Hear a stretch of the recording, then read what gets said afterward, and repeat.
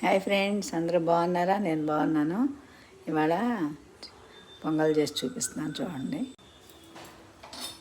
ఇందులో ఫ్రెండ్స్, ఈ పొంగల్లో కొంచెం ఆయిల్ వేసి కొంచెం నెయ్యి వేసేసి నేతితో చేస్తేనే బాగుంటుంది.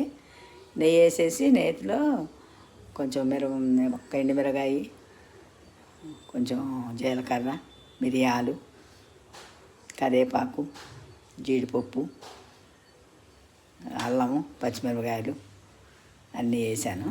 అన్నీ వేసి పెసరపప్పు ఒక వంతును 3 వంతులు బియ్యం అనమాట ఒక గ్లాస్కి చేస్తున్నాను. కొంచెం ఉప్పు వేసేసి వేయించేసి అన్నీ వేయించినాక కొంచెం ఒక గ్లాస్కి 3 గ్లాసులు వాటర్ పోయాలి. ఇదిగో 3 గ్లాసులు వాటర్ పోసాను. వాటర్ పోసి కుక్కర్లో పెట్టేసి 2-3 విజిల్స్ రాగానే కొంచెం సిమ్లో పెట్టి కట్టేయటమే. మళ్ళీ చూపిస్తాను. కుక్కర్ పెట్టి అయినాక మళ్ళీ చూపిస్తాను.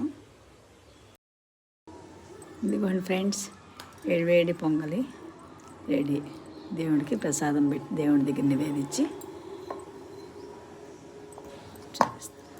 కొంచెం పైన నెయ్యి వేసేసి, మళ్ళీ ఈ పొంగల్ కల్లా ఎంత నెయ్యి అయినా వేసుకోవచ్చు, మన ఇష్టం అది. కొంచెం నెయ్యి వేసేసి దేవుడి దగ్గర నివేదించి అప్పుడు వేడివేడిగా తీసుకుంటాం. ప్రసాదం కింద చేశాను వాళ్ళ దేవుడికి. వాళ్ళ వెంకటేశ్వర స్వామి శ్రవణ నక్షత్రం అది పూజ చేసుకుని పొంగల్ పెడదామని చేశాను అన్నమాట. ఇదిగో చూడండి, గుమ్మగుమ్మలాడుతా పొంగలి. చాలా ఈజీ ప్రొసీజర్ ఫ్రెండ్స్. ఏముంది, తాలింపు పెట్టేసేసి కొంచెం నెయ్యి వేసేసి నేతిలో మిరియాలు, జీలకర్ర, కరివేపాకు, ఇంగువ, జీడిపప్పు, అల్లం, పచ్చిమిరపకాయ ఇవన్నీ వేసేసి కొంచెం పెసరపప్పు ఒక వంతు 3 వంతుల బియ్యం అనమాట ఒక గ్లాస్కి వేసేసి కడిగేసి బియ్యం పెసరపప్పు కడిగేసి ఆ తాలింపులో వేసేసేసి కొంచెం ఉప్పేసి కొద్దిగా ఉప్పేసి అన్నీ కలిపేసి 1-3 నీళ్ళు పోసేస్తే ఇట్లా చక్కగా మెత్తగా చక్కగా ఇట్లా ఉంటుంది అన్నమాట.